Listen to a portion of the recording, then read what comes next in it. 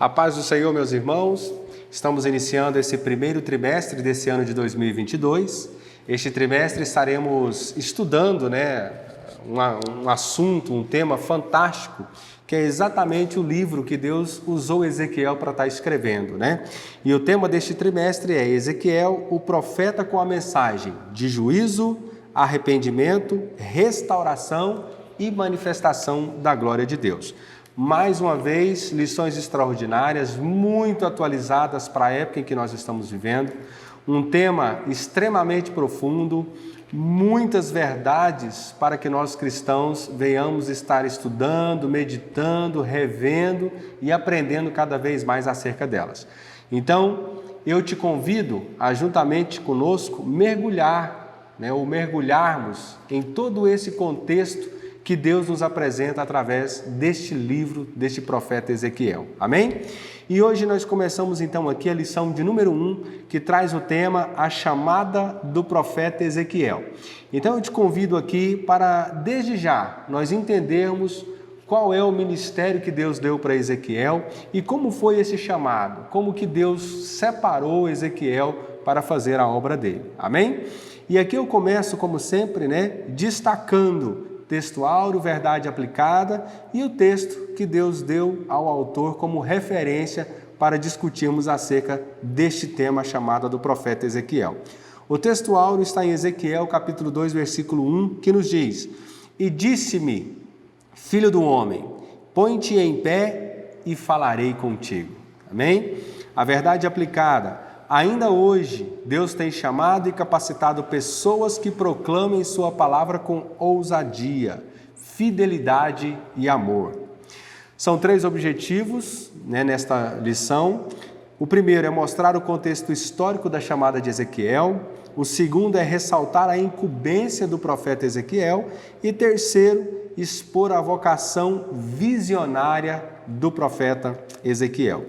O texto de referência, Ezequiel capítulo 2, dos versículos 1 ao versículo 5, que diz: E disse-me, filho do homem, põe-te em pé e falarei contigo. Então entrou em mim o Espírito, quando falava comigo, e me pôs em pé, e ouvi o que me falava. E disse-me, filho do homem, eu te envio aos filhos de Israel, às nações rebeldes que se rebelaram contra mim. Eles e seus pais prevaricaram contra mim até este mesmo dia. E os filhos são de semblante duro e obstinados de coração. Eu te envio a eles e lhes dirás, assim diz o Senhor Jeová. E eles quer ouçam, quer deixem de ouvir, porque eles são casa rebelde, hão de saber que esteve no meio deles um profeta. Então aqui a própria Bíblia já nos mostra, que quem vocacionou Ezequiel, que quem Deus separou, foi este homem Ezequiel para estar fazendo a vontade dele. Então Ezequiel era um instrumento de Deus em meio àquele povo de Israel, em meio àquele povo, que estava no cativeiro babilônio, nesse exato momento, ou nesta época aqui. E além de estar falando a esses israelitas, Deus também estaria usando essas mensagens proferidas por Ezequiel para as demais nações que também desobedeciam a palavra de Deus. Caminhamos mais aqui. Na introdução, nós já começamos aqui tirando uma ideia que nós precisamos sempre nos ater a ela. Aqui diz assim, Ezequiel profetizou para os exilados na Babilônia. Explicou as razões dos severos juízos divinos contra Judá. É interessante que aqui a própria história já nos mostra exatamente com quem Deus está falando e em que momento da história daquele povo Deus está falando através de Ezequiel. É importante lembrarmos que aqui o povo está preso, que aí é o chamado cativeiro babilônico, eles estão cativos na Babilônia, e devido a toda aquela divisão que aconteceu com o povo de Israel, esse é o reino do sul, que era o reino chamado de Judá. Então aqui é o povo israelita, mas exatamente a nação que foi chamada de Judá após aquela divisa por causa da desobediência do povo israelita. Então nós podemos falar os israelitas, os judeus, enfim, mas o certo é que historicamente, quando nós vamos analisar de uma forma correta, né, de se expressar é o povo judeu, porque é exatamente a nação de Judá ou o Reino do Sul. Amém?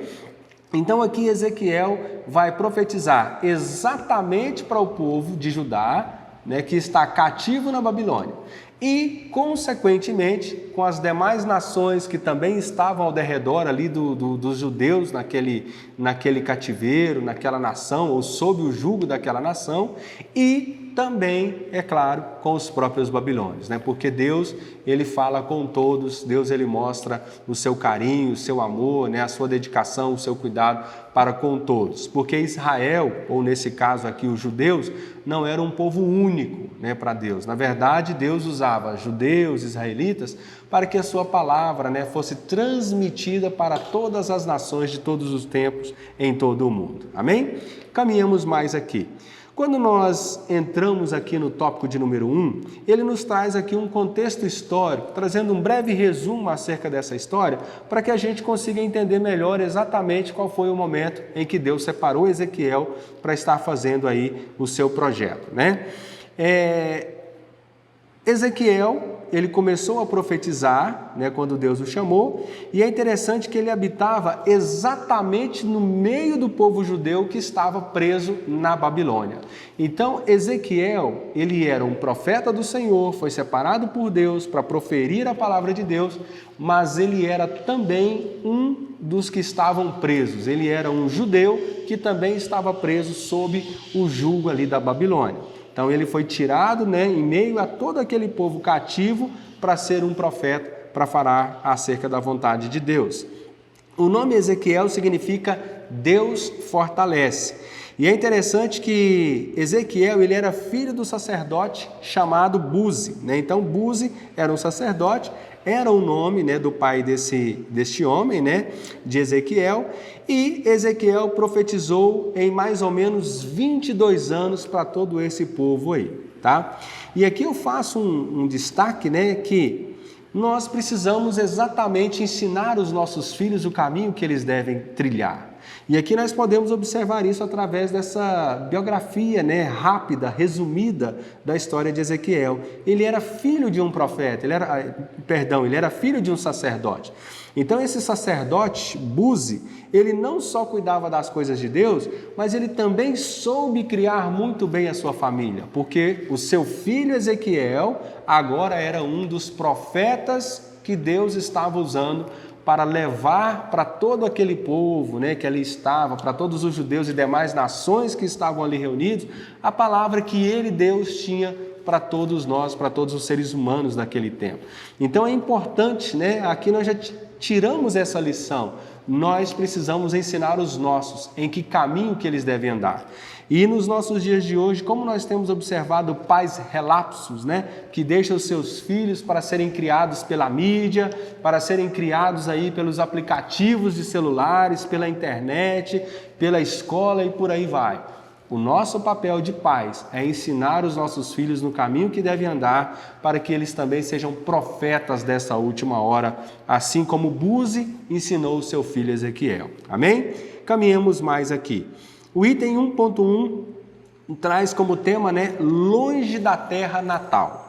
É interessante que aqui, né, quando nós observamos todo esse contexto, que é, né, o foco desse item de número 1, nós vamos observar aqui que eles estão fora da sua terra natal. Eles não estão lá no Reino do Sul, lá em Judá. Eles estão exatamente em território babilônico. Eles foram levados cativos para a Babilônia e eles estão longe de casa. Então eles não têm nem sequer a liberdade de viver na terra onde nasceram, muito menos de viver a cultura que eles estavam acostumados, né, da sua originalidade.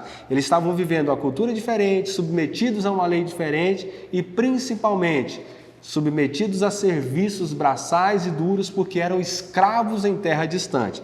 Mas olha só, muitos dos que vivem em terras estranhas gostariam de voltar à sua terra natal. É um sonho voltar de um exílio, é um sonho de qualquer ser humano voltar para casa. E aqui, além de ter esse sonho de querer voltar para casa, não só Ezequiel, mas todo esse povo judeu tinha um sonho de sair dessa escravidão, de voltar para casa, de ter a liberdade, de cultivar o seu próprio jardim, de cultivar as suas próprias plantas, de investir na sua própria casa. Mas eles não tinham essa liberdade, porque estavam presos. Então eles tinham, assim como todos que estão numa situação como essa, uma tristeza em seu coração, uma certa preocupação a mais na vida deles, porque não estavam em seu território. Mas mesmo submetido a tudo isso, nós vamos observar que Ezequiel ouviu a voz de Deus, atentou-se para o chamado de Deus na vida dele e desenvolveu o ministério que Deus tinha na vida dele. Caminhamos mais. 1.2. Exigências feitas por Deus ao profeta Ezequiel. Então, quando Deus chama Ezequiel, Deus não simplesmente chamou e ponto final. Porque para correspondermos ao chamado de Deus, nós temos que desenvolver também o nosso papel, fazer a nossa parte, Além de ser um privilégio servir a Deus, também é uma responsabilidade. Então Ezequiel, ele era consciente disso, ele tinha isso no seu coração e Deus sabia disso. E por isso Deus faz algumas exigências a esse profeta. Quais são elas? Nós vamos enumerar aqui 8, porque são várias, mas vamos enumerar 8 delas aqui. Quais são essas exigências? Primeiro, a chamada implicava em se pôr de pé, em se dispor, em se sair daquela acomodação que normalmente nós vivemos.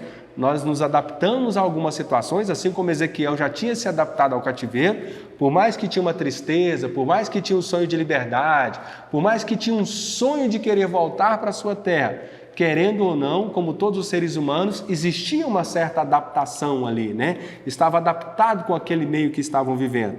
Então, quando Deus chama Ezequiel, ele tem que sair dessa, entre aspas, zona de conforto para ouvir a voz do Senhor e colocar em prática aquilo que Deus estava propondo na vida dele. E ainda nos nossos dias de hoje, nós precisamos ser assim também. Segunda observação, ou segunda exigência, é preciso falar em nome do Senhor. E quantos que nós vemos aí até nos nossos dias de hoje que se dizem profetas, se autoproclamam profeta e saem falando pelo seu próprio nome, por aí vai. Não, um verdadeiro profeta que tem um chamado de Deus precisa cumprir essa exigência, que é falar em nome de Deus, porque está sendo um instrumento de Deus.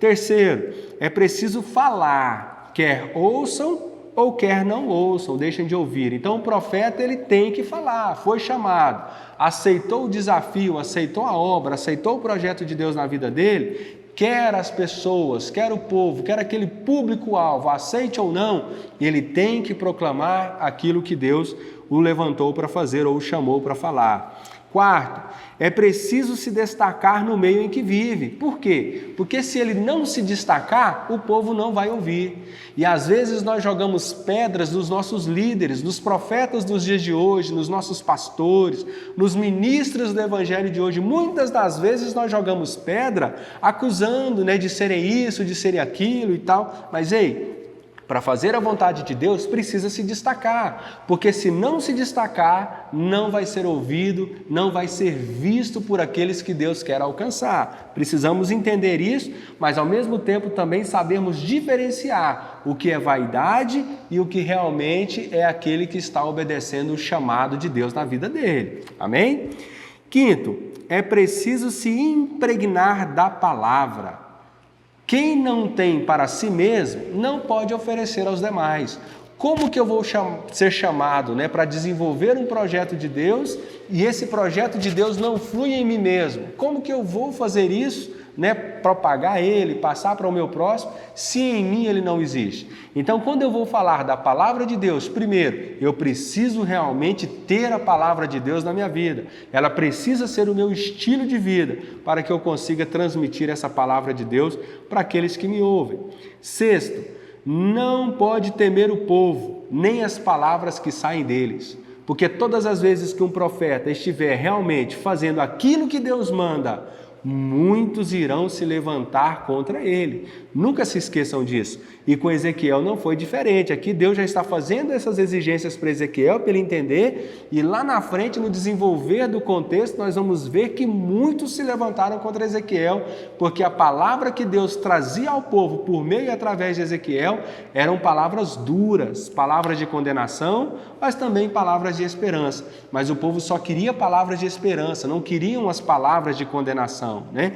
Então aqui muitos vão se levantar contra ele e contra quem faz o projeto de Deus, até mesmo nos nossos dias de hoje, ainda é dessa mesma forma.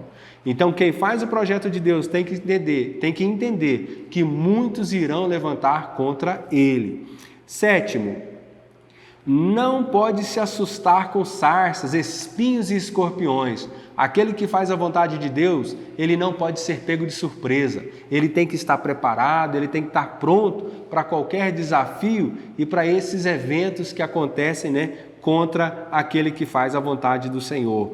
E o oitavo, precisa saber que vai enfrentar conspiração de pessoas que não querem ouvir as vontades de Deus e que muito menos querem ser confrontadas. Vivemos uma época em que isso daqui é uma das maiores verdades que assolam a nossa sociedade. Cada um quer levar o evangelho do jeito que ele bem entende, do jeito que ele interpreta, porque a grande filosofia é: o que importa é ser feliz e Deus quer que todos sejam felizes. Não é isso que a Bíblia nos ensina. A Bíblia nos ensina que Deus tem projetos, que Deus tem uma vontade, que Deus tem leis para que nós venhamos viver bem, e se nós estivermos enquadrados em todos esses princípios da Bíblia, que é o projeto de Deus para nós, aí sim nós vamos viver bem. Agora, esse negócio de pegar do jeito que quer, do jeito que pensa que deve ser, a Bíblia não nos dá vazão para vivermos assim. Então, quando é chamado, ou quando nós somos chamados para fazer a vontade de Deus, nós precisamos estar preparados para o levante dessas pessoas, pelas armadilhas que essas pessoas normalmente vão fazer para nos tragar e calar a nossa boca, para que nós não venhamos a fazer aquilo que Deus realmente quer que façamos. Porque Deus, ele nem sempre vem com aquela palavra de consolo, nem sempre ele vem com aquela palavra de boa para as nossas vidas, no sentido de passar a mão em nós, de nos colocar no colo e ponto. Mas muitas das vezes Deus vem com palavras como essas que Deus trouxe ao povo através de Ezequiel. Palavra de repreensão, palavra de conforto, de confronto, palavra que nos trazem a refletir naquilo que estamos vivendo para melhorar no nosso relacionamento com Deus. 1.3. Deus nunca se esquece dos fiéis. Devido ao pecado, Deus ordenou e permitiu que Jerusalém fosse destruída. Pronto, já está explicado, essa frase fala tudo. Por que Judá foi levado ao cativeiro? Porque descumpriu o projeto de Deus, deixou de obedecer a Deus, viveu cada um do seu jeito. Então, está aí, já está justificado o porquê que Deus permitiu que eles fossem, né, para lá. Agora, Deus tem promessas para todo aquele povo, para toda aquela nação, feita inclusive aos patriarcas muito antes desse povo aqui existir. E Deus não se esquece deles. E aí é interessante que Deus, ele sempre vai trazer à memória aquilo que ele prometeu, e ele sempre vai mostrar que ele é um Deus que restaura, que limpa, que cura, que transforma, quando há o arrependimento real e devido no coração das pessoas. Mesmo tendo praticado aqueles erros, aqueles pecados, se um pecador se arrepender, Deus, ele vai, restaurar, vai mudar a história e vai permitir o restabelecimento desta comunhão. E é isso que Deus está fazendo com essa nação de Judá e com as demais que ali estavam, através das profecias que estava dando àquele povo através do profeta Ezequiel. Era esse o intuito que Deus tinha. Trazer à memória que ele era um Deus que curava, que transformava e que ele estava disposto a mudar a história daquele povo no caso de haver o arrependimento deles. Amém? Tópico de número 2. A incumbência do profeta Ezequiel. A missão que Deus deu ao profeta Ezequiel, através daquela palavra que ele estava, ou através das palavras que ele estava trazendo àquela nação, era conscientizar o povo acerca do porquê daquele cativeiro. E aí nós já comentamos aqui agora no tópico anterior, por que eles estavam cativos? porque desobedeceram. Então a palavra que Deus trazia àquele povo através de Ezequiel, desse profeta, era justamente uma palavra de confronto. Olha, vocês estão vivendo isso porque vocês pecaram, assim, assim e assado. Então Deus estava confrontando aquele povo para que acontecesse essa mudança. Deus queria promover uma reviravolta no meio daquele exílio. Que reviravolta era essa que Deus queria promover? Que todos se arrependessem de coração para que as coisas mudassem. E ainda, Deus incumbe Ezequiel de ressaltar a responsabilidade que cada indivíduo tinha. Porque muitos desses judeus culpavam os seus antepassados daquela situação. Ou seja, eu estou preso aqui agora na Babilônia por causa do meu pai fulano de tal que fez isso lá em tal época. Foi por causa de Israel que fez não sei o que lá atrás que nós estamos vivendo isso. Uma outra palavra, uma outra mensagem que Deus traz muito bem explícita através do profeta Ezequiel é que cada um tem a responsabilidade do seu destino. E nos nossos dias, nós precisamos também colocar isso em prática na nossa vida. Porque muitas das vezes nós estamos passando por alguns vales, nós estamos passando por algumas situações ruins e nós colocamos culpa em outras pessoas e nunca assumimos a responsabilidade dos nossos atos. Então, assim como Deus falava com aquela nação através do profeta Ezequiel, também mostrando que cada um é responsável por si, ainda nos nossos dias de hoje essa mensagem é válida para nós. Nós precisamos vestir as nossas carapuças, as nossas toucas, precisamos assumir as nossas responsabilidades e entender cada dia mais que a nossa vida, ela depende do nosso relacionamento com Deus, das nossas ações, das nossas reações, das nossas atitudes. O meu estar vivendo a vontade de Deus ou não é decisão minha. As consequências, elas consequentemente vão vir. Mas nós, como indivíduos, nós temos que ter isso em mente todos os dias das nossas vidas. Desde o momento em que levantamos até o momento em que deitamos para dormir. Nós precisamos entender que tudo em nós depende de nós mesmos. Então, se nós vivemos a vontade de Deus, Deus vai viver a vontade dele em nós. Se nós somos rebeldes, fazemos tudo errado, não adianta eu querer colocar a culpa nos meus pais. Não, a culpa é minha. Eu fiz as minhas escolhas. Amém? O Senhor olha para o coração. Por isso Deus tem toda essa sabedoria, por isso Deus consegue fazer toda essa separação das coisas, porque Deus vê o nosso coração. Ele responsabiliza em capacitar os que Ele chama. Ou seja, aqui finalizando essa ideia de às vezes queremos colocar culpa nos outros pelas situações que nós vivemos, só para finalizar mesmo essa ideia, na maioria das vezes nós colocamos culpa nos outros por aquilo que nós vivemos de ruim. E aquilo que nós vivemos de bom, normalmente nós falamos que é por nós, Interessante as coisas, Mas que, de uma vez por todas, o Espírito Santo nos traga sempre a memória de que tanto as consequências boas quanto as consequências ruins são oriundas das escolhas e do estilo de vida que nós escolhemos diante e com Deus, tá? Com relação a quando Deus nos chama para fazer a obra dele, assim como chamou Ezequiel, nós precisamos entender que Deus ele olha para os nossos corações. E muitas das vezes nós apontamos o dedo para alguém que Deus chama, falando que ele não é capaz, falando que aquela pessoa é isso, que aquela pessoa é aquilo e tal. Mas, a Bíblia nos fala que quem capacita é o próprio Deus. E Deus conhece os corações.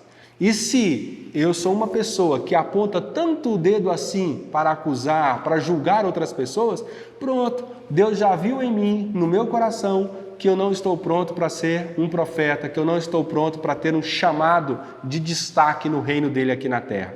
Então nós precisamos nos atentar para isso. Deus olha os nossos corações. Deus olha quem realmente está disposto a fazer de corpo, alma e espírito a vontade dele. Quanto à questão de ter capacidade ou não para fazer, é Ele quem capacita. Porque se nós pensamos que somos capazes de fazer a obra do Senhor, está tudo errado. Nós, por nós mesmos, nunca vamos conseguir fazer o projeto de Deus. Porque a obra de Deus é espiritual e o espiritual é sobrenatural. Então Deus tem que nos direcionar, Deus tem que nos guiar, Deus tem que nos capacitar, Deus tem que nos chamar para que nós consigamos fazer a vontade dEle. Amém? Caminhamos mais. Item de número 2.2, Deus usa onde Ele quer. Aqui às vezes a gente para, né? Mas não está no meio da igreja, não está, né? Eu estou na faculdade, eu estou aqui no supermercado, eu estou na rua, estou no trabalho, aqui eu não preciso preocupar não, tal. Ei, como profetas, como chamados por Deus, nós precisamos estar atentos o tempo todo, porque Deus nos usa, né, da forma que Ele quer, Deus chama quem Ele quer e mais, Deus usa esses que Ele chamou onde Ele quer.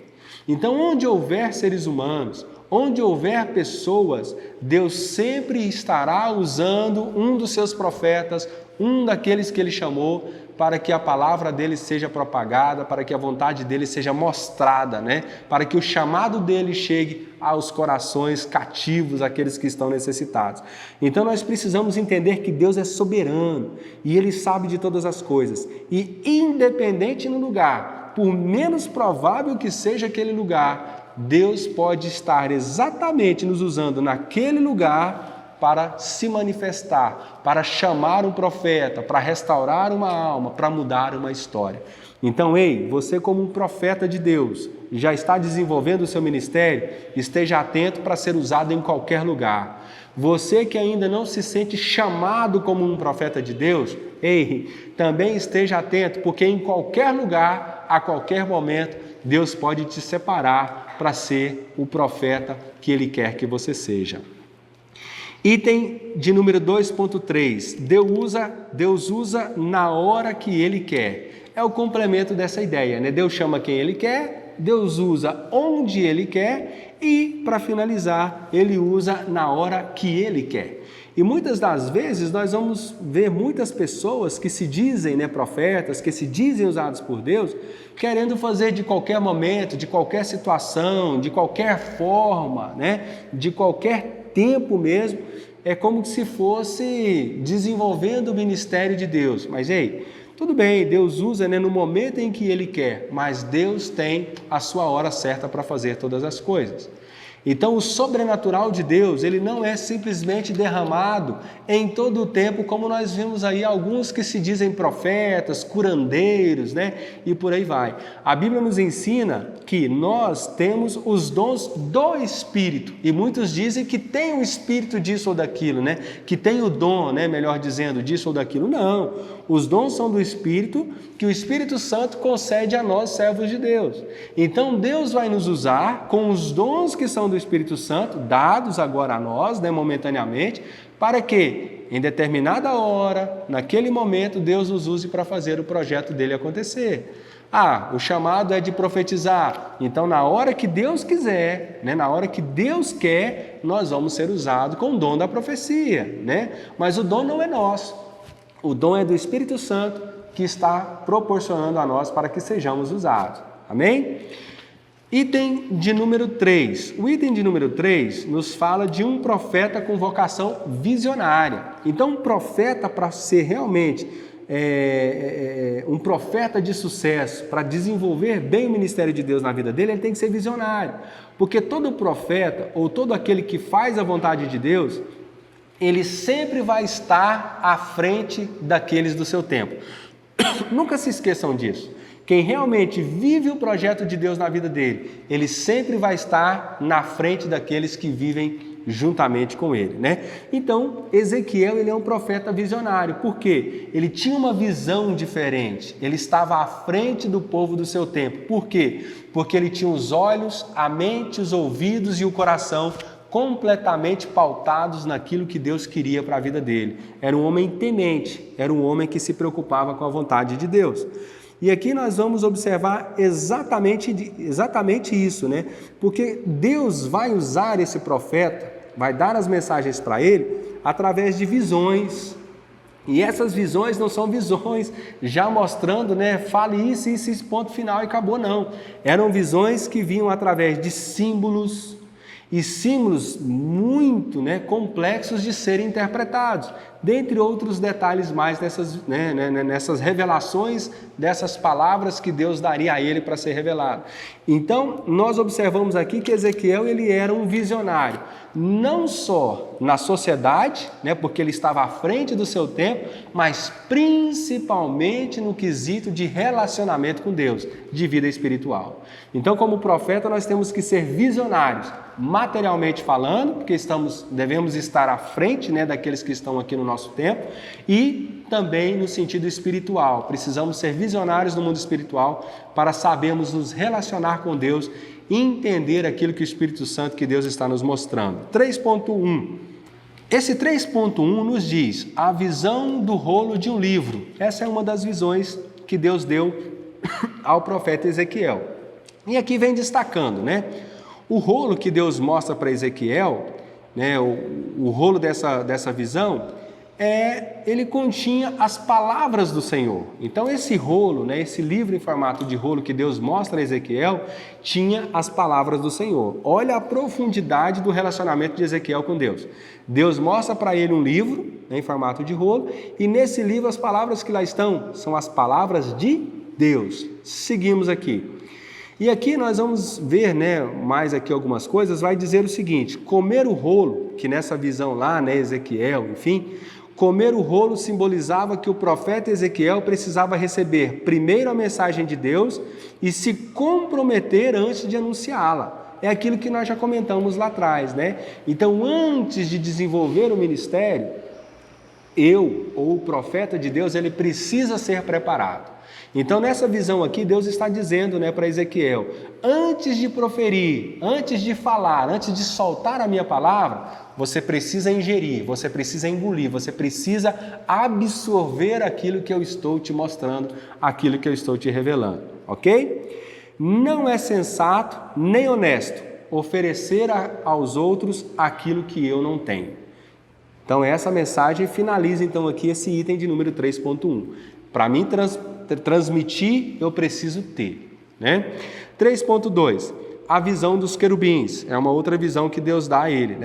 Seres angelicais associados à manifestação da glória e da santidade de Deus. Ou seja, essa visão que Deus está dando a ele dos querubins, está dizendo o seguinte: querubins, eles sempre vão aparecer para mostrar, para consolidar, para fortalecer cada vez mais essa imagem divina de Deus, Então Deus está mostrando aqui esses querubins, dando essa visão para Ezequiel, justamente para que entendesse que Deus era de fato divino, sobrenatural, e que a mensagem que estava chegando para Ezequiel era a mensagem do Deus, criador dos céus e da terra, do Deus soberano, do Deus que possui toda a majestade.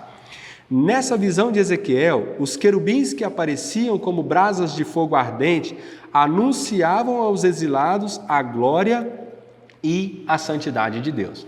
Então aqui já é uma particularidade a mais acerca dessa visão, Então aqui os querubins, além de mostrar toda essa divindade de Deus, toda essa soberania, toda essa glória, também está mostrando em particular para aquele povo, acerca da glória de Deus em particular, tá bom? 3.3, a visão de juízo e restauração. A visão do templo do Senhor, aqui que está mostrando para Ezequiel, o que Ezequiel está tendo aqui, a visão daquele templo, enfim, revela acerca do juízo divino, do cuidado de Deus com os cativos e uma mensagem de restauração. Ou seja, quando Deus mostra esse templo, enfim, restaurado aqui para este povo, Deus está trazendo uma nova mensagem para aquele povo, não só mostrando agora o porquê da condenação, não só mostrando agora o porquê que eles estão sofrendo tanto, mas mostrando que Deus tinha planos de restauração para aquela nação. Para isso, eles precisavam se arrepender, se prostrar na presença do Senhor, entender que Ele era o Deus dos céus e da terra, entender a soberania de Deus, e aí Deus iria restaurar, restituir, recompor aquela nação. Por isso, então, a visão do templo restaurado, porque o templo era onde Deus se manifestava. E aí Deus está mostrando que, além de restaurar, Ele tinha toda a intenção de viver com aquele povo, de ser o Deus adorado por aquela nação. A manifestação do juízo divino não significa que Deus deixou de amar o seu povo. Então aqui nós podemos observar que Deus, através de Ezequiel, vai trazer mensagens duras, mensagens de condenação, explicando por que estão passando por tudo aquilo. Mas vai trazer também uma mensagem de restauração, conforme nós comentamos aqui agora nesse mesmo item. Agora, tudo isso é importante nós entendermos que Deus ele manifesta o seu juízo porque Ele ama a todos nós. Porque um pai que ama, ele educa o filho. Agora, aquele pai que não importa, que não está nem aí para o filho, deixa ele, né, de qualquer jeito mesmo. Então, Deus, ele é um pai amoroso. Ele é aquele pai cuidadoso, aquele pai que se preocupa mesmo com o seu filho. E é por isso que Deus manifesta o seu juízo, é por isso que Deus disciplina, e é por isso que Deus sempre nos traz palavras de esperança, palavras de restauração, porque Deus quer sempre o nosso bem. Amém? E já concluindo essa lição de número 1, né, que fala acerca do chamado desse profeta Ezequiel, nós extraímos aqui 3 ideias finais, 3 ideias conclusivas. Primeira, os exilados na Babilônia ouviram e tomaram conhecimento da verdade através do profeta Ezequiel. Então, todos que ali estavam conheceram a verdade, entenderam o porquê de todas as coisas e viram uma solução através da palavra de Deus que estava sendo pronunciada e anunciada por meio do profeta Ezequiel. Segunda, ele não deixou o povo sem explicações, ou seja, Deus não abandonou o seu povo, Deus não deixou o povo sem entender o que estava acontecendo. E nem sem uma direção divina. Ou seja, mesmo o povo estando condenado, mesmo o povo sofrendo juízo, Deus estava lá com eles dando uma direção. Que direção era essa? Se arrependa que vocês vão ver eu restaurar vocês. Se arrependam que eu vou tirar vocês do cativeiro e vou levar vocês para a terra que eu prometi, né? E dei aos seus pais no passado. E assim vai. E terceira e última, a fidelidade de Deus não deixa o juízo acontecer sem dar primeiro uma oportunidade de arrependimento ao seu povo. Então, olha só, Deus nunca executa um juízo sem Ele dar uma oportunidade de arrependimento. E Deus nos mostra isso claramente através do profeta Ezequiel, através dessas mensagens que Ele está dando ao seu povo e às demais nações. E ainda nos nossos dias de hoje, né, eu falo uma vez mais assim, Deus continua trabalhando dessa mesma forma.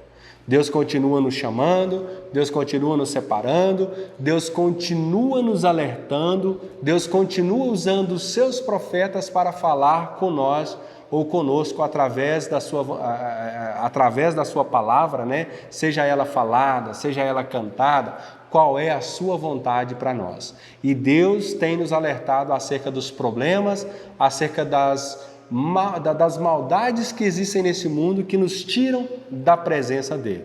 Então nós precisamos ouvir a voz de Deus que está sendo anunciada a nós para que nós não venhamos a cair em juízo, assim como aquele povo de Judá caiu exatamente nesses dias aqui. Amém? Então que Deus nos abençoe, que o Espírito Santo esteja sempre nos direcionando, nos dando a direção certa, nos dando ouvidos para ouvir e discernir a voz do Senhor, dos verdadeiros profetas, para que possamos viver uma vida de íntima comunhão com Deus e não cairmos assim no julgamento de Deus, que conforme nós vimos é triste e é doloroso. Mas Deus tem o melhor para nós. Para isso, vamos todos seguir o Evangelho, a vontade de Deus. Amém?